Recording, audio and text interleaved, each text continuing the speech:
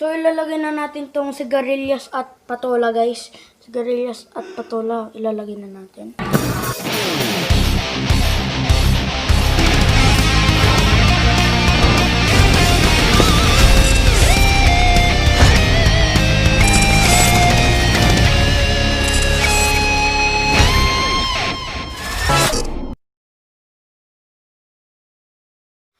What's up? Kamusta mga kaibigan natin dyan? At kung bago ka lang sa aking YouTube channel, i-subscribe mo na yan. Don't forget, click the notification bell para updated ka sa aking mga panibagong video.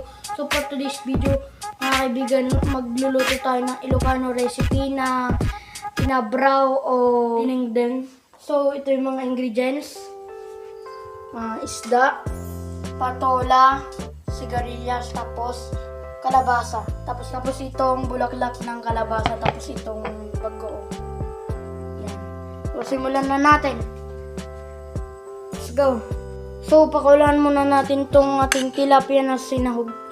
Sasahog natin. Yan. Mga 5 minutes pa to, guys. Tapos, balikan na natin. So, mamaya ulit. So, lalagyan muna natin ng bagoong.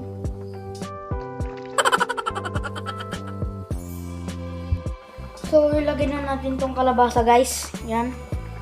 Kasi medyo matigas ito. Malis naman yung kamay ko, kaya kakamayin ko na lang. Yan.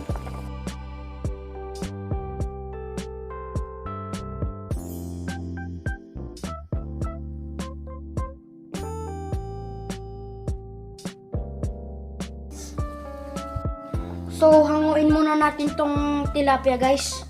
Para hindi kakalat yung tinik.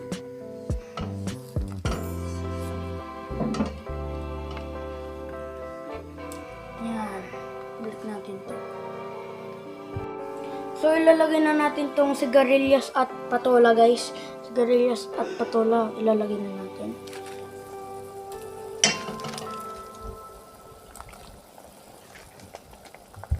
So, pwede na to pagsabayin, guys. Kasi medyo malambot. Yan.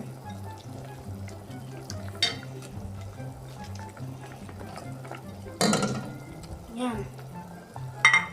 Panunan natin after few minutes. So, to guys, ilalagay na natin itong bulaklak ng kalabasa. So, yan. Guys.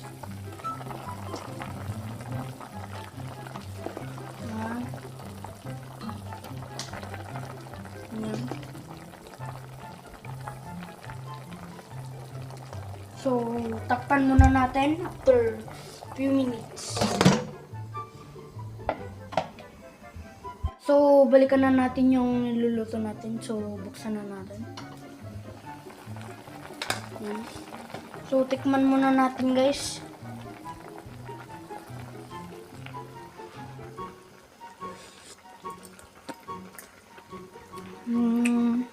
Okay siya, guys. So, ilalagay na natin yung isda. So, masarap siya, guys. So, ilalagay na natin tong isda. Yan. So, ibalik muna natin tong isda. Yan. So, luto na to, guys. Yan.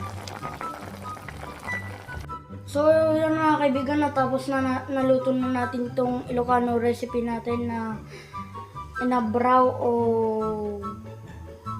ano na? O dinengdeng. So, ito na yung kinalabasan. Yan. So, yan guys. Para mas malupit, i-montage.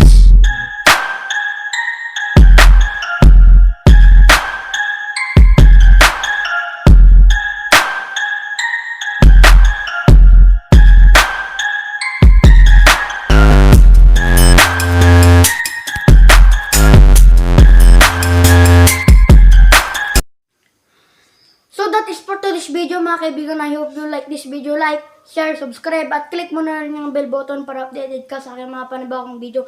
So hanggang dito lang itong video na to. So bye-bye. Peace out.